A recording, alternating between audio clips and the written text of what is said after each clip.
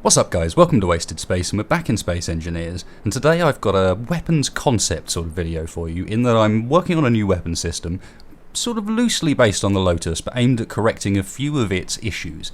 But before we go and take a look at that, we're going to have a quick look at what's going to be our target for today, because of course in a weapons test we need something to shoot at. So what we have in front of me here is a submission from Nightlone, which is called, I believe, the Volan Scorpio? And one thing I will mention is that there is an issue with the turrets on at the moment. He is going to release it, because it's quite a cool ship, once he's fixed the small issue with the turrets, and that small issue is if you move the ship, the turrets die from the thruster damage on the sides. But I think that's a relatively easy fix, and what I love about this thing, other than aesthetically outside, I think it looks pretty cool, really nice clean design, is what it's like on the inside. So let's have a quick look around that before we get on to the weapon systems for today. So dive in here, because this is quite a tight and small little ship, and as you can see from the outside, it's really not very big.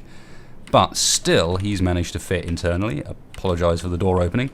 Internally, he's still managed to fit a huge amount of stuff. So if we go in through the back here, through the orange, we're going to go into the engine room, and this is the sort of top half of the engine room, but you can also go down onto the bottom floor as well. And that bottom floor has sort of a similar layout to this one, except it's got corridors off the side that lead the whole way around the side of the ship in the wings, where all the conveyor networks, etc. are, so you can get in and repair. Let's drop down here. This is, I'll just show you very quickly, this is the bottom floor of the engineering. So same idea, very, very tightly packaged in here. But as you can see at the back, we've got large reactor, there's cargo space tucked back there as well, and up the top you can see oxygen equipment, assemblers, refineries. It's all in here, just very well packaged. Got the cryo sleep pods around the side, and then finally if we go down onto the bottom floor, there we go. Here is where we have, well, gyros and antennas obviously, but also the backup cockpit. Whoops, went the wrong way.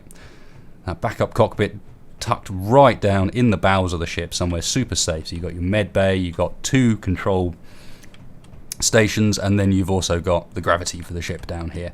Very cool layout, and if we just skip to upstairs, so this is back where we came in again, and yeah, as I mentioned, I do like the internal aesthetic in here as well, but we'll just pop in through the last door we haven't seen, another airlock, and as we come through here, this is the sort of main cockpit, main flight deck, with nice clear view all around. Ooh, what's that over there? And yeah, overall, I really like the design of this ship, really tightly packaged, all heavy armour, which is going to make it a perfect target for today's video. So now let's jump over and have a look at what we've made. So kicking off with the first variant of this, and there are multiple variants, this is the survival capable one, and the keen eyes will notice a block on there that is not a standard block. Yes, I have given in, and actually I used a mod on this. These are a very, very cool mod, which I will link down below, that basically gives you capacitors.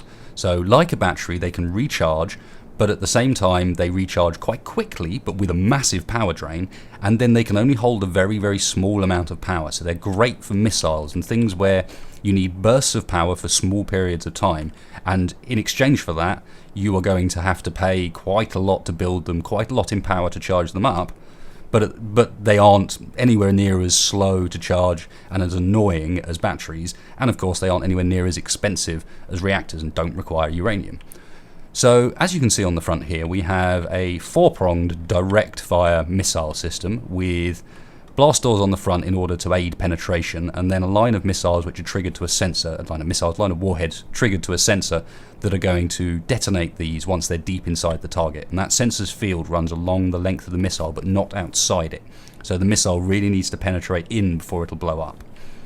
Then if we go back, we've got sort of the main bowels of the ship which we'll drop into, but there's not very much in there, literally just a cockpit. And then at the back we've got the Decoy Rig, which is a little bit similar to some of the Lotus designs I've done in the past, and working off the same sort of idea. So this back end spins around launching decoys off with the timer, and again using those capacitors to mean that we don't have to have a reactor on there. And this way all of these mass blocks, both the ones on the front and the ones on the back, are turned off in flight, so there's no worry about gravity shields. They are done slightly differently. The ones on the back use timers, the ones on the front use sensors to turn off the mass blocks, but same sort of result. But that's enough talking about how it goes together. Let's go and try one out in action. And I'm actually going to start off with the one that I built pretty much last, which is this big creative version here. So this one's creative only. It removes the capacitors and replaces them with reactors, and that's for a reason we'll get onto a bit later. There's a couple of flaws with the capacitor design that, while they don't cripple it, they make it not quite as good as I want it to be, so we need to sort of work on what the solution to that is. If we dive in here, as you can see, the interior is very, very sparse. I've literally just fit what I needed to in here and the cockpit, although if I go back over here and shut the doors, you'll notice there is an airlock here because, yes, I did actually bother to put oxygen in again. Look at me, I'm on a roll. So, yeah, as you can see, oxygen. But let's jump in here and give this a shot. So we've got a couple of targets lined up. Got very simple controls. We've got a camera to target with, so let's line up on a target. And as I said, we've got 2 targets down there we can choose from. We've got a very heavily defended one on the right we'll shoot at in a minute. But we're going to start off shooting at Nightlone's ship that we just looked at. So right now I'm trying to move the mouse and I can't. It won't let me turn, and that's because number 9 is on. This is a gyro lock. And what that's going to do is stop the craft from spinning once it's in action. So let's go up and find that nice semi-squishy target. You've got to remember this is still turreted and with heavy armour, and we're going to line it up pretty much central without the crosshairs on, so hopefully I get this about right. That doesn't look too bad there. And then I'm going to hit 9 to lock us in place, and now I can't move. It's locked on target. Let's get out of the camera, and I just hit 2 to start it off. 3 will stop it. So 2 will start us going. As you can see, the rear end starts spinning, and there's an ever so slight shift in our positioning, but we're still on target, as you can see. And it's now going to start leathering out those shots. So combination of those main primary warheads and then the decoys spinning around, and I've got them spinning to try and change the angle that they're approaching from, just in case there's an issue, for example, with turrets in a certain layout that are preventing them from arriving. It means the next decoys will come up and they'll come up on a different approach. But that should be enough shooting already, to be honest. This is probably a bit overpowered weapon to be shooting at a ship like that, so let's stop it off and let's dive over and have a look as they arrive. So they've just come into turret range at this end, and for some reason or another, the very first one of the projectiles always blows up. It triggers itself in flight somehow. But it actually works out quite nicely because it means that those decoys are acting very nicely for the next set that come in. Look, no time at all really to react to what's about to land into the craft. And then when it does so, we deal some pretty severe damage. And of course this isn't a single shot, single use sort of weapon. This is the sort of weapon where there's another shot coming right after it.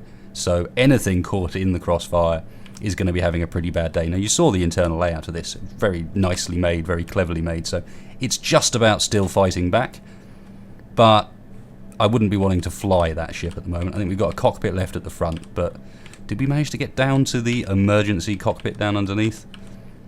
I think the backup cockpit bought it. Yeah, the backup cockpit bought it, but the front one still has a couple of people still left. You could maybe fly this in a few directions. But still, that was a couple of shots from that thing. Not bad damage. Let's have a shoot at something that's a little bit heavier defended. So I've moved over to one of the later survival versions now. So this is using the capacitors, and this first shot's going to be really good because the capacitors are charged up. But by this point, I'd worked out that actually the capacitors are so well balanced that they're maybe even a little over balanced. So you can see our reactors are currently saying they're providing 2.39 gigawatts of power, but that's not correct. That's because the capacitors are turning on and off all the time, which is why our fuel time's dancing around as well. In reality, we don't have anything nearly that much, and when all those capacitors jump on recharge, you will see our reactor use go through the roof, like 500%. But let's give it a shot at the well-defended one, and you'll see what I mean about the issue that this current variant has. And it's a small issue, and I think we can probably solve it. So we're lined up on target, exactly the same controls as before, just need to hit 2. That's going to start things moving. We're going to spin at the back end. This one's got a much smaller back end, and that is because of one of the weaknesses with this thing. So you notice as well, this is a lot slower. This is to give the capacitors chance to recharge. This first shot, they don't need to recharge, obviously, but for shots in future, they were going to. I would tidy it all up and do slightly nicer timers with it if I believed that this hadn't got other problems that are going to give it a bigger issue than that. And one problem you'll notice is how those launched. So the power on the semi-auto function takes a while to turn on for some reason. When they separate, it doesn't react immediately. So you'll see we're at 244% power usage because we're trying our best to charge up these capacitors. We've now released both of them, but there's that delay due to semi-auto recharging, and I don't really seem to be able to find a way around it. The other thing with this, of course, is it's quite slow. We have to wait for those capacitors with every shot. So while it doesn't do badly, it is quite a slow approach. So let's jump down to the other end. I'm going to let this thing fire one more round, maybe. Here we go. So it's fired that one more round. We can let that go off, and then Look, there's even an inconsistency in between the different missiles as well. I really don't understand it. And then I'm going to hit 3 to stop everything, and we'll go down to the other end and see what's going on. So we're down at the other end now, and this is against my frontier base. So this has got a lot of defense on it, a lot of turrets. They're properly set up with their targeting mechanics, so I expect this to really struggle here. The weakness of this design is the lack of decoys, and in particular the lack of decoys that are properly spread out. So with this design, weirdly, because of the delay of the capacitors activating, it's actually beneficial. This design spreads better than the creative one does.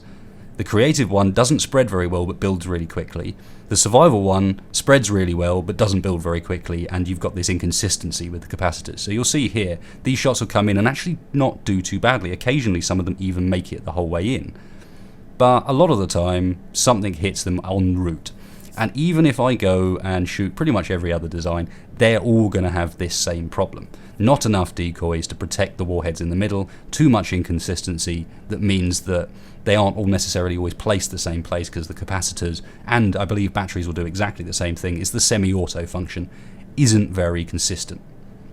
So it's not perfect. There's a few flaws with it, but what it does do is hammer targets very, very hard. Doesn't matter what armor you've got, and it doesn't matter if you're deep underground, this will blast its way through the ground to get to you.